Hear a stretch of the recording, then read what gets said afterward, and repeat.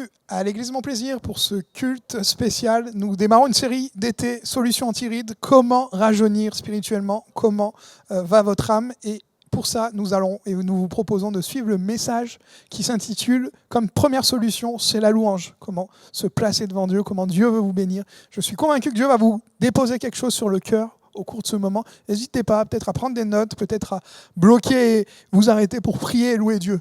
C'est pour ça qu'il nous a créés. Il le mérite, il le désire, et votre louange peut faire la différence. Soyez bénis. J'ai soif de ta présence, divin chef de ma foi. Dans ma faiblesse immense, que ferais-je sans toi? Chaque jour, à chaque heure, oh, j'ai besoin de toi. Viens, Jésus, et demeure au pied de moi.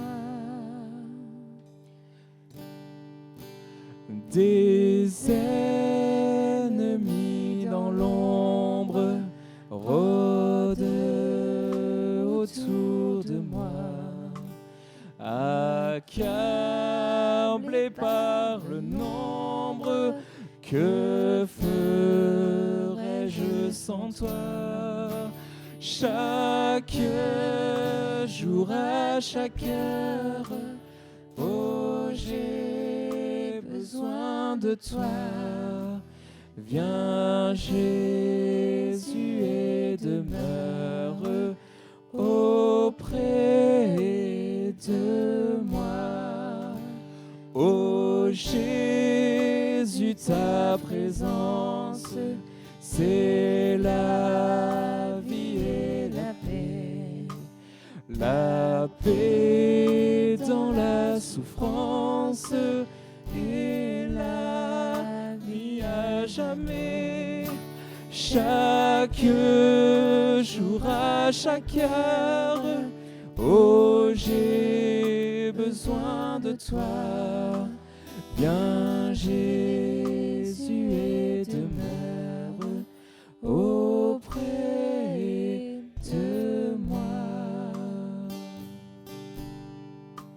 Pendant les jours d'orage, d'obscurité, d'effroi, quand faiblit mon courage, que ferais-je sans toi? Chaque jour, à chaque heure, oh, j'ai besoin de toi. Viens, Jésus, et demeure auprès de moi. Chaque jour, à chaque heure, oh, j'ai besoin de toi. Viens, Jésus, et demeure auprès de moi.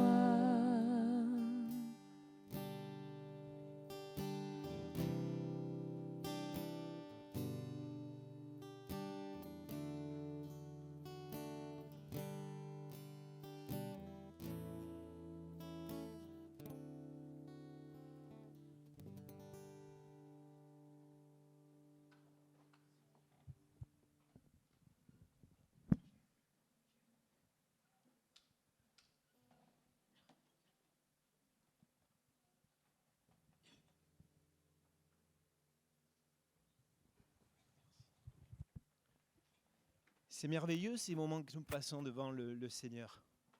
Amen. Hein? Quelle joie de pouvoir louer notre Dieu. Et ce matin, on a échangé avec Johannes. Il nous disait, nous ne sommes pas venus par routine ou par habitude, mais vraiment nous sommes venus pour adorer notre Seigneur. Hein? Et tout ça me donne à penser qu'on a besoin d'avoir je dirais, une explication de texte de ce qu'est la parole de Dieu, de manière récurrente, parce que nous sommes mortels et parce que nous avons besoin sans cesse de nous rappeler ce que dit la parole. Et un jour, l'apôtre Paul a pris son stylo et a écrit une missive aux chrétiens de Corinthe. Et il leur a expliqué de manière très pratique ce qu'étaient les moments que nous allons vivre. Alors, Corinthe, en quelques mots, c'était une grande mégapole aux confins de l'Europe et de l'Asie, 50 ans, 60 ans après Jésus-Christ. Et c'était vraiment un défi. Cette ville était un défi devant l'Évangile, face à l'Évangile. Il y avait d'une part une prospérité économique importante. Vous imaginez une ville de 700 000 habitants. Une prospérité économique importante. Et de l'autre côté, un manquement à la moralité, beaucoup d'immoralité dans cette ville. Et l'apôtre Paul y est resté 2 ans, il a apporté la parole de Dieu avec fidélité. Et il y a eu une multitude de conversions, des juifs, des non-juifs. Et il a appris quelque temps après, alors qu'il était à Éphèse, qu'il y avait des déviances dans cette église. Et il a voulu leur expliquer diverses choses très pratiques, et notamment ce que nous allons vivre maintenant. Et il leur a dit, vous savez, la Sainte Seine est basée sur une chose, la parole du Christ. Parce que le Seigneur, il leur explique, donc on trouve ces paroles dans la première épître de Paul aux Corinthiens, au chapitre 11, il leur explique, le Seigneur, la nuit où il a été livré, il était avec ses disciples, il a pris le pain, il a rendu grâce, il a rompu, et il a distribué à ses disciples en disant, ceci est mon corps, rompu pour vous, faites ceci en mémoire de moi. Tu peux, Ama, mettre... Voilà. On va retenir que la fin de ce verset, faites ceci en mémoire de moi. Et ce que nous allons faire maintenant, nous allons le faire en mémoire de lui, en mémoire de Jésus. Et puis, il a poursuivi le Seigneur à la fin du repas. Il a pris la coupe. Et de la même manière, il a présenté la coupe comme étant le symbole de son sang. Son sang qui allait être versé, puisqu'il annonçait ce qui allait se passer dans les heures à venir. Et de la même manière, au verset suivant, je ne te demande pas de le mettre, on retrouve de nouveau cette petite phrase du Seigneur Jésus, faites ceci en mémoire de moi. Et ça, on doit vraiment l'ancrer dans notre cœur, chaque fois qu'on prend la parole, chaque fois qu'on partage le pain et le vin. Mais alors, vous me direz, mais pourquoi se souvenir? Pourquoi faire ça en mémoire de lui? Souvent, on se dit, mais pourquoi? Quelle est la raison? Et l'apôtre Paul, qui était très pédagogue, dans le verset 26, il va dire, chaque fois que vous prenez le pain, chaque fois que vous buvez la coupe, vous annoncez la mort du Seigneur jusqu'à son retour. Et Parole vivante nous dit, vous commémorez la mort du Seigneur. Donc, vraiment, nous devons regarder la Sainte Seine comme étant un regard sur le passé, le souvenir de ce que le Seigneur a fait. Il a donné sa vie pour nous, pour nos vies, pour chacune de nos vies. Et puis, c'est un regard également vers l'avenir, jusqu'à son retour, parce que le Seigneur va revenir. C'est une expérience glorieuse, merveilleuse, que nous pouvons garder dans notre cœur. Le Seigneur va revenir, et je vais terminer par ce dernier élément, c'est qu'il va revenir, mais nous tous, frères et sœurs, qui croyons en lui, qui marchons dans ses voies, nous avons l'assurance que le Seigneur, Dieu, va déployer la même puissance qu'il a déployée pour ressusciter Jésus-Christ d'entre les morts. Il va la déployer pour nous ressusciter aussi. Rendre une vie nouvelle à nos corps mortels, et ça, c'est extraordinaire. Donc, réalisons ce matin que ce que nous allons faire, c'est une mémoire de ce qui a été fait par le Seigneur, et on se tourne également vers l'avenir, la glorieuse espérance que le Seigneur nous donne. Seigneur, vraiment, nous voulons te bénir pour ces moments et te demander de remplir nos cœurs, d'ouvrir notre entendement, que nous puissions comprendre la teneur des moments que nous allons vivre dans le beau nom de Jésus. Alors, pour ces moments, vous allez vous lever, sortir par votre droite, venir devant, prendre le pain et le vin qui est donné par nos frères et sœurs qui sont là, et puis vous repartez par le sens inverse, par votre gauche, dans l'ordre et la bienséance, en débutant par les rangs du début. Voilà, que le Seigneur vous bénisse et réalisons pleinement ces choses. Amen.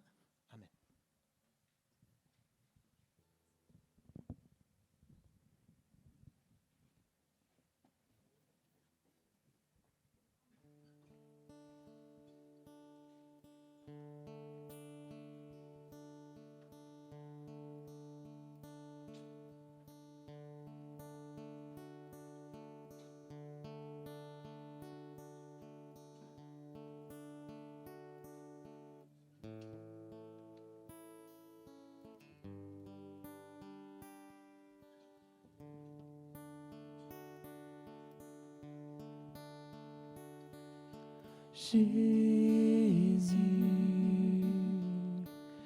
sois le centre, sois ma lumière, sois ma chance, Jésus.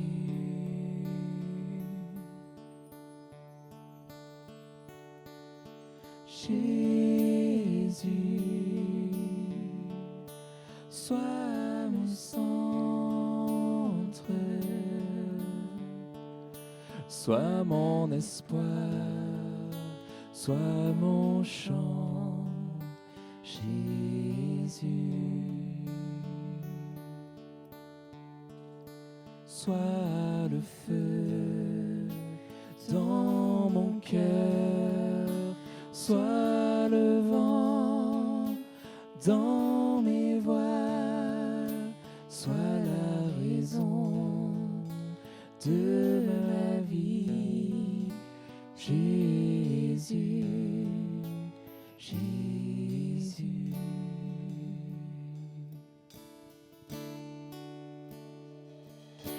Jésus, sois ma vision, sois mon chemin, sois mon guide, Jésus.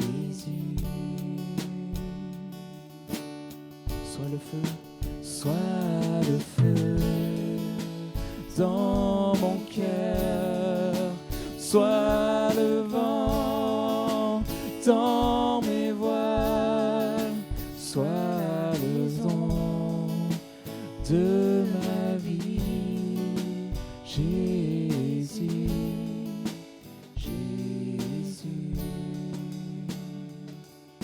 On prend Jésus, sois le centre. Jésus,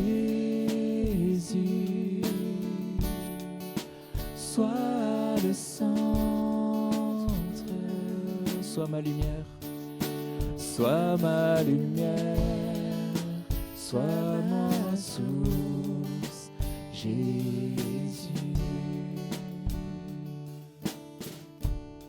Jésus, Jésus, oh, sois le centre,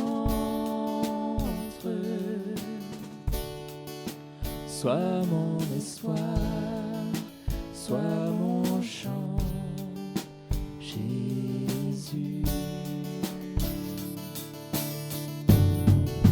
Sois le feu dans mon cœur, sois le vent dans mes voiles, sois la raison de ma vie, Jésus, Jésus. Oh, sois le feu dans mon cœur, sois le vent dans mes voiles, sois la raison de ma vie, Jésus, Jésus, Jésus.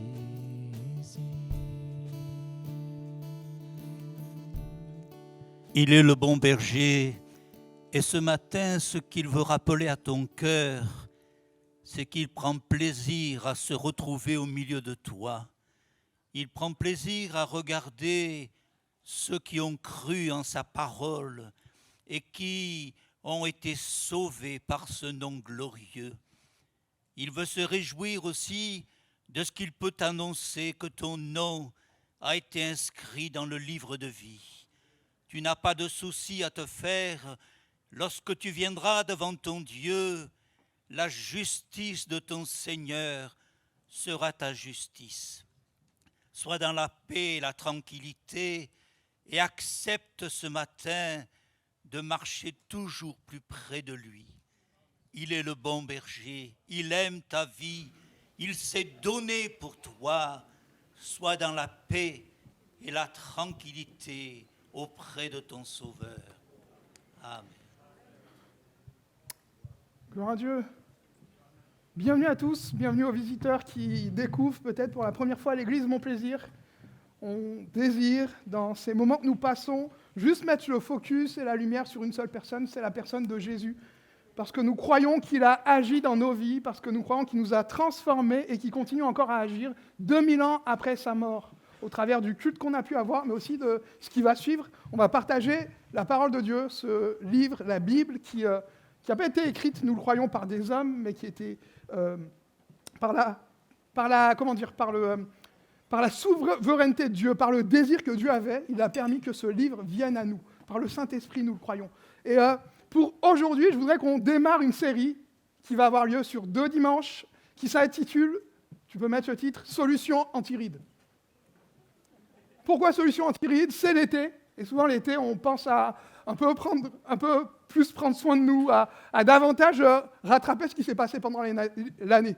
Je ne sais pas si c'est votre cas. Moi, par exemple, l'été, ce n'était pas la meilleure période pour moi, parce que pendant l'année scolaire, je pouvais faire tout ce que je voulais. Pendant l'année scolaire, je pouvais dire, je ne travaille pas, je mets les choses de côté. Mais souvent, l'été, c'était le moment où ma mère essayait de me rattraper pour me dire, alors tout ce que tu n'as pas fait, tu vas le rattraper pendant l'été. Et je pense que parfois, c'est un peu notre cas. On se laisse un peu brasser par le quotidien. On se laisse un peu prendre et aspirer par des besoins ou tout simplement par des imprévus. Mais il est bon aussi pour nous de venir à l'essentiel. Solution anti-rides, et ça ne concerne pas bien sûr le corps, ça ne concerne pas le fait de prendre soin de nous, mais comment va ton âme ce matin ? Comment va ton âme ? La Bible dit que Dieu désire, et c'est marqué dans ce que Paul dira à l'Église, il désire retrouver une Église sans tache ni rides. Une Église qui est pure et belle devant lui. Et pourquoi et comment pouvons-nous devenir cette Église ? Par la louange, nous le verrons aujourd'hui, et nous allons parler de comment rentrer dans cette contemplation de Dieu, et puis dans une semaine, nous verrons le contentement. Comment est-ce que je peux me contenter et réaliser en fait tous les bienfaits qu'il y a dans ce que Dieu m'a accordé. Solution anti-rides, on démarre avec la louange, partie 1. Première chose que je veux dire sur la louange, c'est que c'est beaucoup plus complexe que ça me paraît de l'extérieur. On raconte l'histoire suivante, et tu peux mettre la prochaine diapo. Ce sont 6 aveugles qui vont se retrouver face à un éléphant. Ces 6 aveugles sont devant cet éléphant, et chacun va toucher une partie différente. Il y en a un qui touche par exemple la queue, et en le touchant, il recule en disant « Ouh, là j'ai un serpent en face de moi ». Il y en a un autre qui va toucher en fait le corps de l'éléphant, et là il va dire « C'est bizarre, on dirait que j'ai un mur en face de moi ». Un autre qui va toucher l'oreille, qui va dire « Non mais en fait, arrêtez tout ça. L'éléphant, je sais très bien ce que c'est. Ce n'est ni un mur, ce n'est ni un serpent, mais en fait c'est un peu comme une feuille de palmier. » En fait, pourquoi je raconte cette histoire ? Parce qu'il s'agit souvent des mêmes débats lorsqu'on parle de la louange. Parler de la louange, c'est une chose, mais la vivre réellement et pleinement, c'en est une autre. Et souvent, lorsqu'on parle de louange, chacun va placer son point de vue. Mais réalisons en fait que c'est beaucoup plus grand et beaucoup plus vaste qu'on ne le pense. Dans la Bible, dans l'Ancien Testament, il y a au moins 6 mots qui décrivent la louange. Parfois, on voit une dimension collective, une expression publique qui s'exprime par le corps, par l'exaltation. D'autres fois, c'est quelque chose de beaucoup plus profond. Il y a notamment le mot « yada » en hébreu pour ça, qui parle de cette intimité, qui nous permet de rentrer en nous-mêmes, et qui est plutôt de l'ordre du privé. Réalisons en fait ce matin que la louange est beaucoup plus vaste qu'on ne le pense. Comment on peut définir la louange ? J'ai noté ceci. La louange est en fait une forme de prière désintéressée, tu peux mettre la prochaine diapo, qui ne vise que le plaisir de celui à qui elle s'adresse. Voilà le but en fait de la louange. Ce n'est pas pour moi, c'est pour Dieu. Voilà en fait le désir de Dieu. Je crois, et Dieu est bon pour ça. Dieu nous a permis, et peut-être que tu ne connais pas Dieu ce matin, ou peut-être que tu désires aller plus loin dans ta foi. Dieu nous a permis différents moyens de le connaître et d'être en communion avec lui. La prière, c'est quelque chose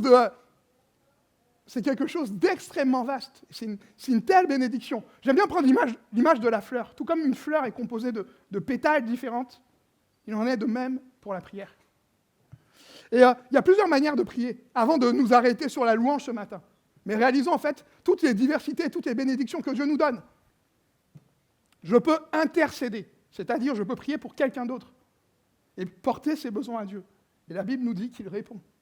On prend parfois l'image de ces 4 amis qui viennent à Jésus, ou même et j'aime ce passage, ce père qui vient voir Jésus pour son fils en disant regarde ce par quoi il passe. Cette mère qui vient voir Jésus en lui disant « Voilà ma souffrance ». Et on voit que là, Jésus agit pour les besoins des autres, même au travers de toi, et il désire le faire. Donc, l'intercession, c'est une manière de prier.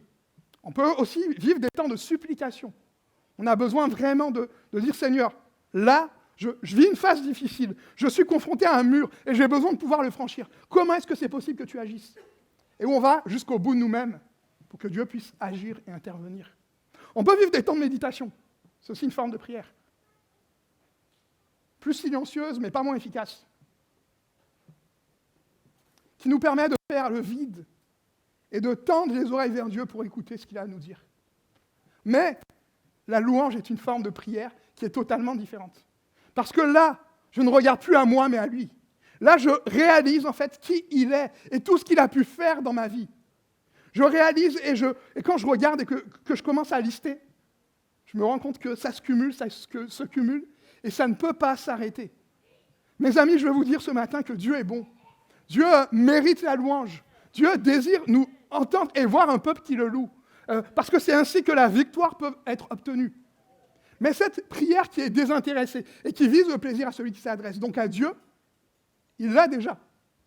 Honnêtement, je pourrais me dire ce matin, Dieu n'a pas besoin de moi pour recevoir la louange. Objectivement.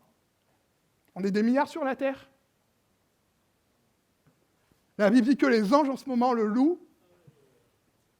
La création le loue. Mais en fait, si cette prière est désintéressée pour nous, elle est bénissante également pour nos vies. Parce qu'en fait, au travers de la louange, et lorsque tu te places devant Dieu et que tu commences en fait à le remercier pour tout ce qu'il a fait. Et peut-être qu'aujourd'hui, tu vois une raison de ne pas le remercier, mais il y a des milliers d'autres pour lesquelles tu peux le faire. Quand tu commences à le remercier pour tout ce qu'il a fait, quand tu commences à réaliser qui il est, ses qualités, sa personne, sa nature, il y a une bénédiction là-dedans, parce que tu fais ce pourquoi tu as été créé. Et ainsi, tu deviens transformé en son image, et tu le ressembles davantage. Nous ressemblons tous à ce que nous adorons. J'ai déjà été avec des amis, je suis un gros fan de foot. Je ne vous dirai pas mon club préféré parce que ça ne va pas trop fort pour ce club, mais je suis un gros fan de foot. Et lorsque je vais au stade avec mes amis, je remarque très, très rapidement qui aime le foot, qui n'aime pas le foot. Je remarque juste en un coup d'œil qui est prêt à jouer sa vie pour 90 minutes de plaisir et qui, au contraire, est là à regarder et à rester comme ça, et à compter les minutes. Mais je crois que dans la présence de Dieu, et lorsque nous nous approchons de lui, il n'y a plus de question de « ça me plaît » ou « ça ne me plaît pas ». Il y a juste ce désir de dire « Seigneur, je veux m'adresser à toi » et réaliser ce pourquoi j'ai été créé.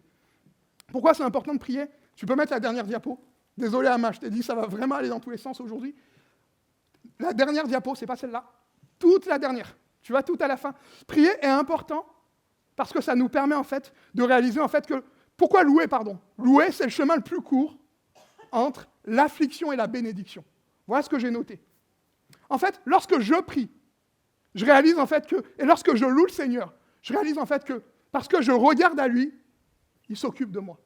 Parce que je me concentre sur lui et que je décide que tout ce que je vis, tout ce que je traverse, finalement, n'est rien et n'est que bien pâle par rapport à sa personne, Dieu est capable de s'occuper de moi.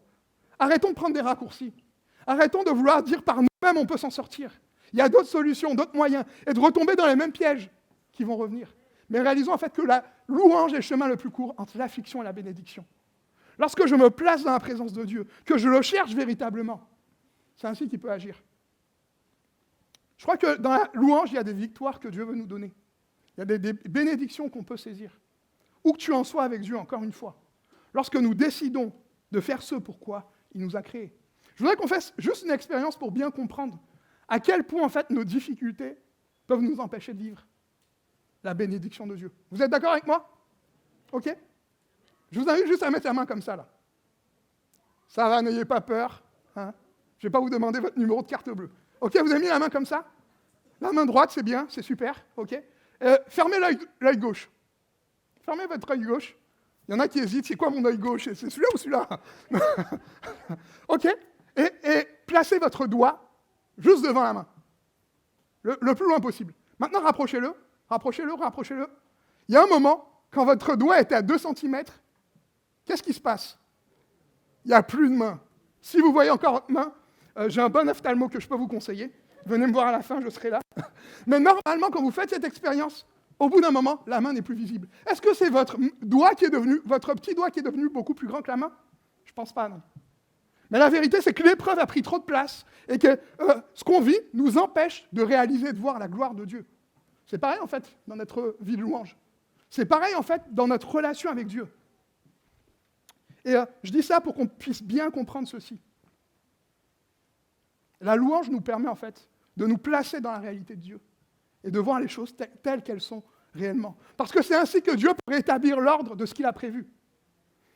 La Bible nous montre à quel point Dieu désire qu'on l'aime et qu'on se donne à lui avec un texte dans Exode 20, verset 5. Tu ne l'as pas sur la diapo, mais je pense à ce texte. Vous savez, le seul sujet dans tous les 10 commandements, donc c'est ce passage de Exode 20, le seul sujet qui revient et qui nous montre à quel point la louange est importante, c'est ce verset. Tu ne te prosterneras pas devant d'autres dieux. En fait, dans tous ces commandements que Dieu va donner à Moïse, il ne cite jamais une autre forme de prière. Mais la seule prière sur laquelle il se concentre, c'est l'adoration, pour nous montrer à quel point c'est important. Il ne parle pas du fait simplement de ne pas prier les autres dieux. Mais là, en fait, il est question de ne pas se prosterner, de ne pas louer ces autres dieux. Comprenons que le désir de Dieu pour nous, c'est que notre louange lui soit dressée pleinement et uniquement à lui. Pas une louange, je l'ai dit, qui dépend des circonstances, mais tout simplement qui se concentre sur sa personne. Pourquoi est-ce que c'est important de louer? Pourquoi est-ce que c'est important de pouvoir déclarer qui il est? Pourquoi est-ce que c'est important de m'arrêter sur lui? Parce que j'en ai besoin. Combien de fois il peut nous arriver de penser à ce qui nous entoure, de tout donner là-dedans et finir avec des cernes jusque-là, sans qu'il y ait d'évolution dans les choses, alors que Dieu nous demande le contraire. Quand je loue Dieu, je m'abandonne à lui pour qu'il puisse agir et se manifester dans mes besoins. Tu peux mettre la 4e diapo, s'il te plaît? Alors, c'est peut-être la 6e. On va y arriver. Je vais te la donner comme ça va être plus simple. Voilà, les bénéfices de la louange. Super, merci. La louange m'amène à vivre la présence manifeste de Dieu. Premier bénéfice de la louange. C'est important de le dire parce que, et j'insiste sur le mot manifeste, quoi qu'il en soit, Dieu il sera toujours là. Dieu est partout. L'univers, la nature, le monde chante et manifeste sa gloire. Là-dessus, il n'y a pas de débat. Mais en fait, louer me permet de me rapprocher de Dieu. Le psaume 22, verset 4, nous rappelle que Dieu est présent au milieu des louanges de son peuple. C'est-à-dire que dans la louange, il y a une approbation, il y a un sceau qui est déversé. Il y a une validation, comme si Dieu met sa signature pour dire « Ok, là, je suis là, et je te prouverai au travers de ce que tu fais, de la manière, en fonction de ta sensibilité ou de qui tu es, je te prouverai que je suis là. » Dieu est présent et se manifeste différemment et pleinement dans la louange. Pourquoi c'est important de louer? Tu peux mettre la suite, s'il te plaît? Parce que ça me transforme à l'image de Christ. Peut-être que vous ne le savez pas, mais les experts, les psychologues ou les thérapeutes estiment qu'il faut, en général, entre 21 et 30 jours pour adopter une habitude. En fait, il est beaucoup plus facile, je pense qu'on est tous d'accord avec ça, il est beaucoup plus facile de perdre une habitude que de la gagner. Il est plus facile pour moi d'arrêter de manger sainement, par exemple, que de prendre l'habitude de le faire. Il est plus facile pour moi d'arrêter de construire des relations saines, de m'investir pour les personnes que j'aime, que de dire, OK, là je m'investis et je me donne là-dedans. La louange me permet en fait d'être transformé à l'image de Christ. Mais là, quand je parle de louange, je veux bien être clair, ce n'est pas une solution miracle. Ce n'est pas un élément ou un produit qui va te permettre de t'en sortir. Non, la louange, en fait, c'est juste ce qui est dû à Dieu. Et je ne veux pas te présenter la louange, en fait, comme un publicitaire te le vendrait pour que tu puisses la valider et dire, OK, où est-ce que j'ai besoin de signer? Mais je veux que tu réalises, en fait, que non, ce n'est pas une option. Mais c'est un ordre de Dieu. La Bible dit, louez l'Éternel. Que tout ce qui respire loue l'Éternel. J'aime ce texte du psaume 34, verset 2, qui nous dit « Je bénirai l'Éternel en tout temps, et sa louange sera toujours dans ma bouche. » Ensuite, les bénéfices de la louange, il doit y en avoir un dernier. Elle me fait voir la victoire. J'insiste sur le fait qu'elle me fait voir la victoire. Elle ne me la donne pas, mais elle me révèle la réalité. Quand je prie Dieu, quand je cherche la face de Dieu, en fait, il faut que je réalise que Dieu peut répondre de manière différente. Dieu ne validera pas toujours ce que je lui demande. La Bible nous montre un exemple de prière avec Jésus, qui nous invite au Notre Père. Et dans ce Notre Père, il y a cette fameuse phrase « Que ta volonté soit faite ». En fait, il en est de même lorsque je loue le Seigneur. C'est pour ça que c'est important d'insister sur cette victoire-là. Quand je prie Dieu, Dieu peut répondre. Non, Dieu peut répondre. Oui, Dieu peut répondre plus tard, ou Dieu peut répondre aussi tout simplement en me disant « Confie-toi en moi ». Il y a différentes manières pour Dieu de répondre. Mais c'est important en fait de réaliser que la victoire sera toujours là. Ce n'est pas parce que j'ai eu non à une demande que j'ai faite que ça veut dire que Dieu ne m'aime pas ou que Dieu ne me fait pas voir la victoire. Mais en fait, quand je loue Dieu, quand je prie et quand je me place face à lui, je réalise en fait qu'il est souverain, qu'il est élevé et qu'il est au-dessus de tout nom. La louange me fait voir la victoire. Vous vous rendez compte en fait que les chrétiens sont les seules personnes au monde, la seule équipe au monde qui dispute une partie, un match dont ils connaissent l'issue. On est les seuls au monde, alors qu'on est en cours de chemin sur la vie, alors qu'on vit nos combats, alors qu'on traverse nos difficultés, on est les seuls au monde qui savons comment l'histoire va se terminer. On est les seuls, qui savent comment l'histoire va se terminer. On est les seuls qui savent et qui pouvons être capables de dire, qui peuvent, ouh là là, c'est difficile le français. On est les seuls, si vous avez un Becherel, je le prends aussi, on est les seuls qui, je vais arrêter avec cette tournure de phrase, mais nous pouvons dire, voilà, ça va être mieux, nous pouvons dire qu'on sait comment l'histoire va se terminer. Et j'ai lu le livre, je peux vous le raconter. À la fin, c'est Dieu qui gagne. Je peux vous raconter l'histoire. À la fin, c'est Jésus qui revient pour sauver les siens. C'est ce qu'on a chanté tout à l'heure. À la fin, c'est Dieu qui manifeste sa gloire. Et la Bible dit que tout genou pliera devant lui. La Bible dit qu'à la fin, nous serons ce peuple d'adorateurs. Et notre seule mission, ça sera celle-là. Réalisez en fait que tout ce qu'on fait ici, ça s'arrêtera un jour. La plupart des choses. Même les missions de l'Église. L'Église a plusieurs missions. On le voit en fait, notamment dans Matthieu 28. Jésus va dire « Allez, faites de toutes les nations des disciples », etc. On a comme mission, voilà, le discipulat, aider les personnes à devenir les disciples de Christ. On a comme mission le fait de baptiser, on a comme mission le fait d'exhorter, de former, etc., d'évangéliser, de parler de Dieu autour de nous. Toutes ces choses-là, elles vont s'arrêter. Mais il y a une chose qui commence ici et qui se poursuivra dans le ciel, c'est la louange. La louange me fait voir la victoire. Elle me permet déjà de vivre le ciel sur la terre parce que la présence de Dieu s'établit. Et plus, j'ai envie de dire, plus ma souffrance, plus mes combats, plus mes difficultés sont grandes, plus la louange est belle. Seigneur, je t'aime et je veux te donner cette louange qui t'est agréable et qui te glorifie. Amen. Les bénéfices de la louange, on a fini avec cette partie. Tu peux mettre, s'il te plaît, le psaume 143 de mémoire. 145, ok.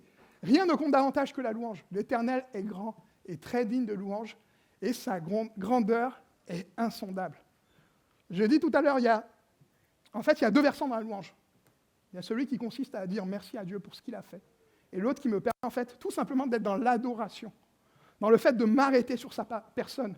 Et très intéressant en fait, dans la Bible, le mot louer et le mot adorer, en fait c'est du grec proskuneo. Proskuneo. Et en fait, il revient une 60aine de fois dans le Nouveau Testament. Pourquoi c'est intéressant de le souligner? Parce que ce mot proskuneo, il a donné en français le mot prosterner. En fait, une personne qui louait, et on le voit dans l'Écriture, des personnes qui, lorsqu'elles voient Jésus, elles l'implorent, elles se mettent à genoux, elles sont prêtes même à mettre le front contre terre. Une personne qui loue, en fait, dans l'Écriture, c'est une personne qui doit réaliser qu'elle a besoin de se prosterner devant Dieu. C'est une personne qui a besoin de réaliser qui il est, qu'il est grand et très digne de louange. Si je devais juste garder une raison pour le louer, ce serait celle-là. Il est grand et très digne de louange. Aujourd'hui, il l'est. Il l'était hier, il le sera demain. Et rien ne change à ce sujet-là. Seigneur, je veux me prosterner devant toi. Je veux m'agenouiller. Et même si ça passe pour moi, pour ce qui ressemblerait à de l'humiliation, un renoncement de moi-même, ne le mérites-tu pas? Quelle est la dernière fois que tu as réellement loué Dieu? Laisse-moi te poser cette question. Quelle est la dernière fois où Dieu a été ton centre, ce qui était au-dessus de toute chose?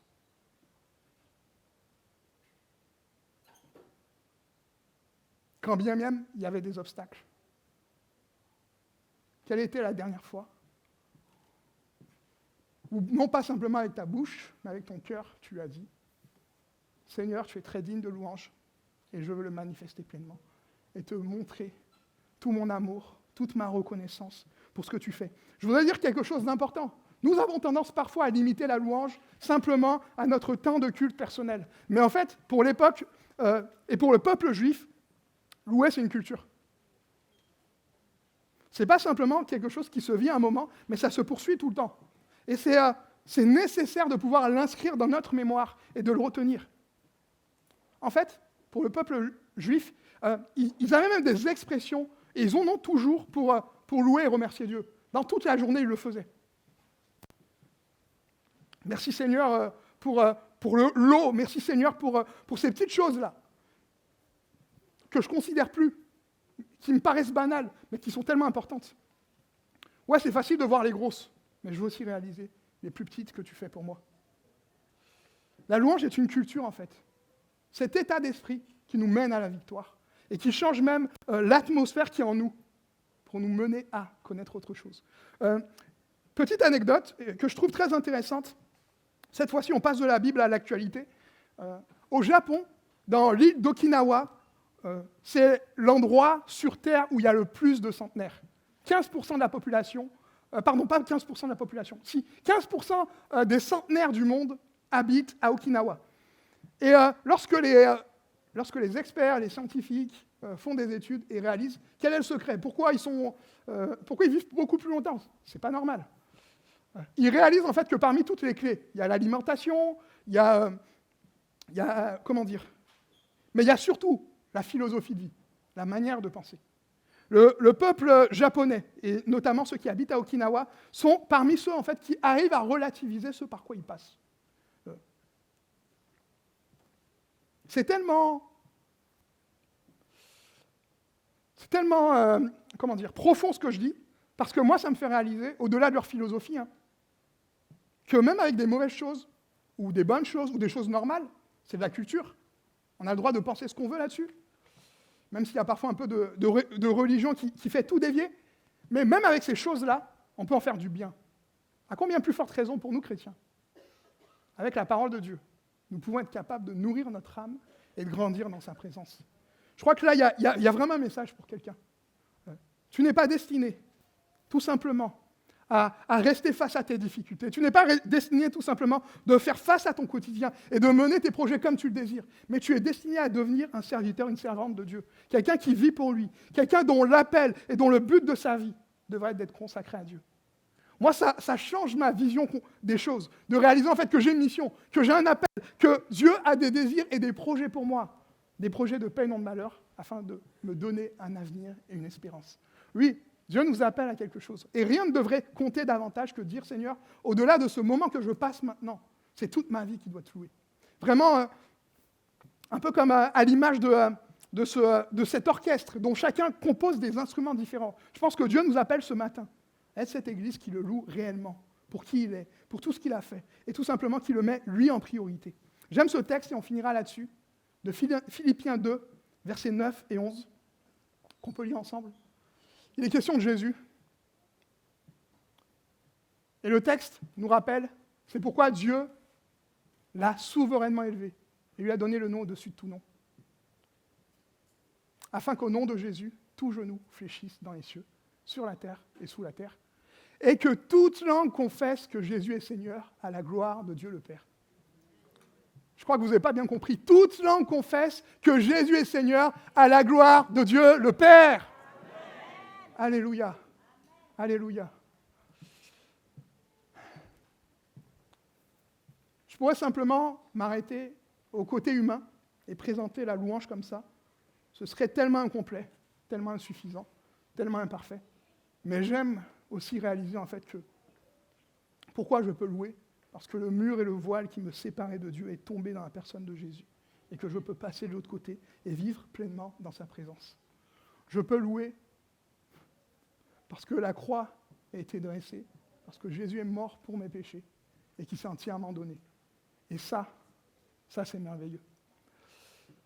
Le cantique des degrés, c'est un passage, ce sont les psaumes. Ça va du psaume 120 au psaume 131, et ces différents psaumes nous rappellent en fait toute l'importance de louer Dieu. Et c'était écrit dans un contexte bien particulier. En fait, les voyageurs, 1 ou 2 fois par année souvent, allaient à Jérusalem. Jérusalem, c'était le lieu saint où il y avait la présence de Dieu. Et ils allaient là-bas. Et pendant la route, pendant le chemin, ils gardaient dans leur esprit cette culture-là. Je dois louer mon Seigneur, je dois le bénir, je dois le glorifier pour qui il est. Parce qu'ils voulaient déjà, alors qu'ils étaient en chemin vers le temple, ils voulaient déjà préparer leur cœur et se disposer pour vivre quelque chose avec Dieu. Pourquoi c'est important et pourquoi je parle de ce cantique des degrés? Pour nous, chrétiens, pour nous, croyants, par la venue de Jésus, le temple n'est plus un bâtiment, le temple n'est plus un lieu physique, mais il est en nous.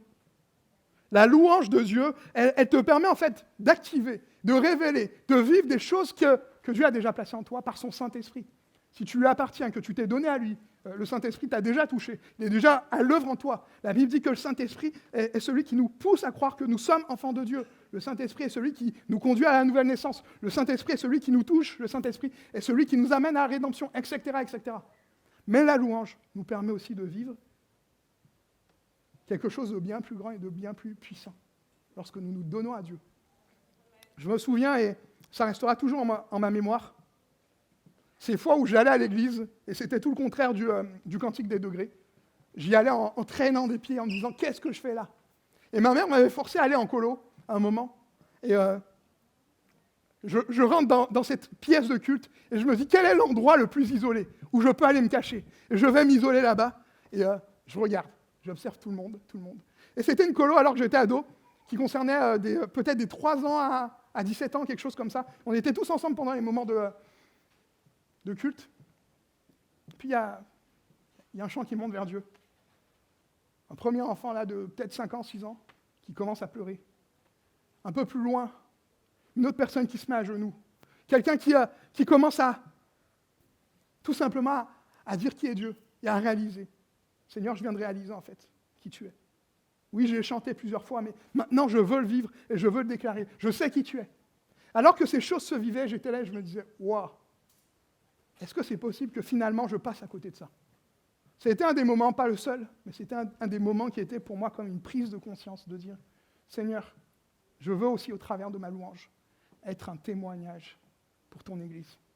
Alors j'invite l'équipe de louange à reprendre place. Je voudrais qu'on puisse vraiment prendre ce matin un temps dans la présence de Dieu. Un temps où seule sa personne compte. On peut rentrer dans ce temps-là en fermant nos yeux.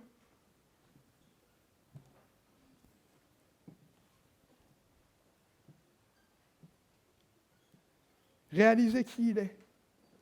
Jésus-Christ en ce moment est assis à la droite du Père. Et alors qu'il est à la droite du Père, alors qu'il entend la louange monter vers lui, dans le monde entier, il écoute aussi la tienne. Jésus-Christ, celui qui s'est donné pour nous. Oui, je veux ce matin donner un fruit. Peut-être qu'il ne sera jamais à la hauteur de ton sacrifice, Seigneur, mais c'est le fruit que tu mérites. C'est le fruit de ma vie, Seigneur. Et je réalise en fait en le faisant. Et ça sera ma dernière pensée avant de conclure. C'est celle-là, c'est de dire que on ne loue pas Dieu pour en faire le Seigneur. Dieu est déjà Seigneur. Que je le loue ou pas, ça ne changera rien à la réalité. Mais je loue Dieu pour réaliser en fait que moi je suis un serviteur. Ça, c'est une autre chose différente. Je sais, et on a raison de dire Seigneur, il l'est. Mais quand je réalise en fait que la louange doit me permettre aussi, moi, d'être un serviteur et de me prosterner devant lui, je trouve que ça déplace pas mal de choses. Rien ne peut résister, je crois, à une armée d'adorateurs, à des personnes qui disent Seigneur, sois ma priorité.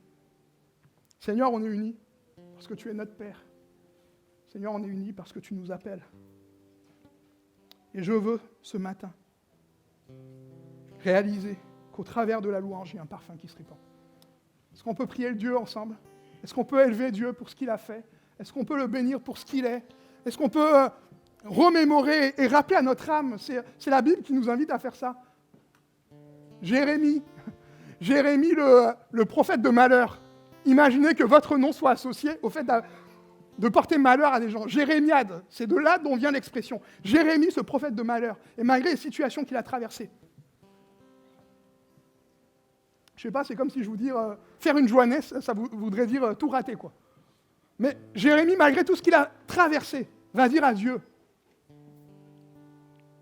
les bienfaits de l'Éternel, les bontés de l'Éternel ne sont pas épuisées. Elles n'ont pas de fin. Seigneur, je veux te louer. Je ne vous promets pas, je ne suis pas Dieu, je ne vous promets pas le miracle que vous voulez, mais je vous en promets un qui consistera à ce dont il est capable de faire, ce qu'il voudra faire. Seigneur, j'accepte devant toi, là, dans mon cœur, alors que je suis devant ton trône de gloire, de plier les genoux devant toi. Alléluia. Oui, Seigneur, nous sommes dans ta présence. Et ce matin, Seigneur, en réalité, tout est pâle quand je vois qui tu es. Seigneur, quand je réalise, Seigneur, ta grandeur, ta puissance, ton amour, mais aussi quand je réalise, Seigneur, que rien n'a pu m'éloigner de toi. Et parce que tu es là ce matin, et parce que tu l'as décidé que nous soyons aussi là, Seigneur, je vois là toute la profondeur de ton cœur. Ouais, je ne veux pas avoir peur, Seigneur, de plonger dans cette vie dans laquelle tu m'appelles à être. Seigneur, je ne veux pas avoir peur de tout ça. Mais je veux juste te louer pour la vie, Seigneur. Je veux te remercier pour ton Église. Seigneur, je veux te remercier pour le travail que tu me donnes. Seigneur, je veux te remercier pour les personnes qui m'entourent. Seigneur, je veux te remercier même pour les circonstances difficiles. À Dieu seul soit la gloire. Seigneur, c'est toi qui comptes. Au travers de tout ça, même de l'épreuve, je désire que ta gloire soit manifestée. Seigneur, je veux te bénir pour tout ce que tu as fait. Et je décide de changer mon regard et de voir par la foi toutes ces situations. Parce que tu es le Dieu de l'impossible. Seigneur, merci parce que tu m'as amené à toi. Seigneur, merci parce que tu me redonnes la vie. Seigneur, c'est à toi que je regarde. Tu es la résurrection et la vie. Rien ne t'est impossible, Seigneur. Merci parce que tu sais toutes choses. Tu peux toutes choses. Et tu es partout. Seigneur, où que je sois, tu viens encore me chercher, et ton bras n'est pas trop court. Seigneur, merci pour la louange que tu nous donnes. Seigneur, on veut vivre ces temps. Seigneur, merci pour la vie que tu manifestes dans ton Église. Oui, rien ne compte plus que toi. Seigneur, je l'ai dit avec ma bouche. Aide-moi à le réaliser au-delà de ce que je dis, mais à le vivre aussi. Oui, que toute ma vie, Seigneur mon Dieu, monte vers toi, comme un parfum de bonne odeur. Seigneur, que ce soit harmonieux, comme cette fleur avec ses différentes pétales, mais dont tu mets la vie. Seigneur, je te prie pour qu'une graine soit semée dans les cœurs et qu'elle amène un jour à du fruit en abondance, dans le nom puissant de Jésus. Merci de ce que tu fais encore ce matin. Et merci surtout parce que tu le poursuis. Seigneur, merci parce que tu dis une chose, tu la répètes, et rien ne reste sans effet. Oui, tu es le Dieu parfait. Mes soucis, je les mets de côté et je me concentre simplement sur qui tu es. Sois béni, Père, pour tout cela. Amen.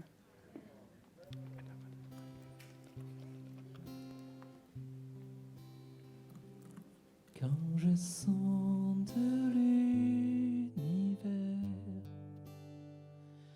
les astres que tu as créés,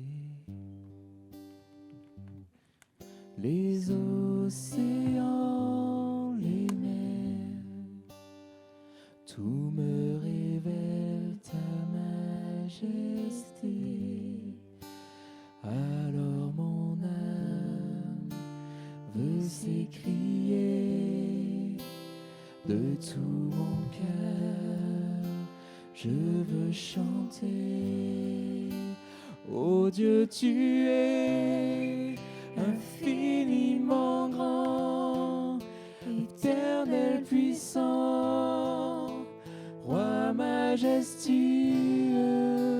Oh Dieu, tu es infiniment grand, éternel puissant, roi majestueux.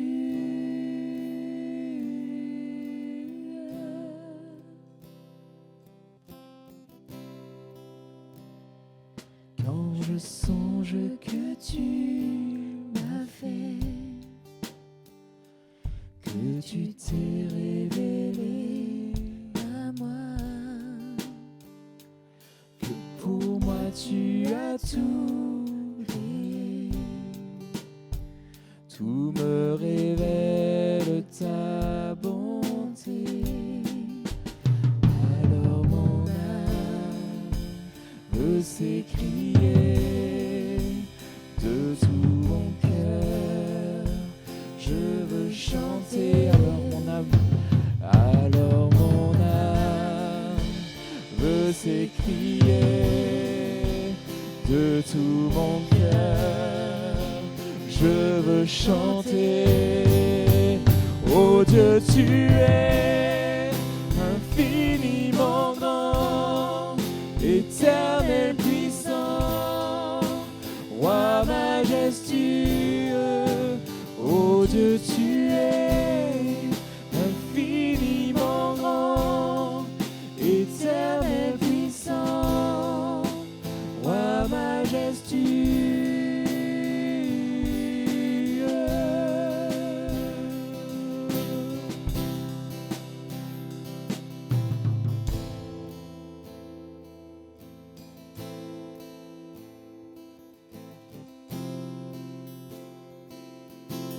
Alléluia Seigneur, tu es digne de nos louanges mon Dieu. Alléluia Jésus. Nous voulons te louer encore et toujours Seigneur que tu nous as bien donné Seigneur. Tu t'es sacrifié mon Dieu.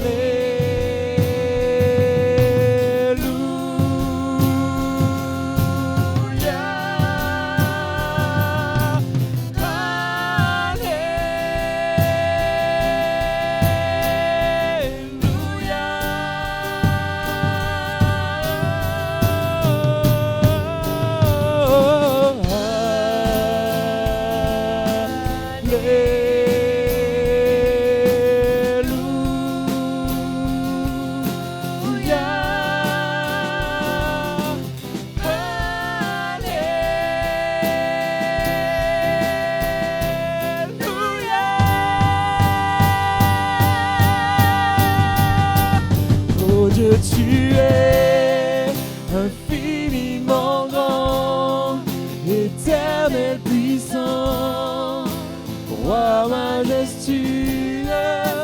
Oh Dieu, tu es infiniment grand, éternel puissant, roi majestueux. Oh Dieu, tu es infiniment grand, éternel puissant, roi majestueux. Oh Dieu, tu es infiniment grand, éternel puissant, roi majestueux.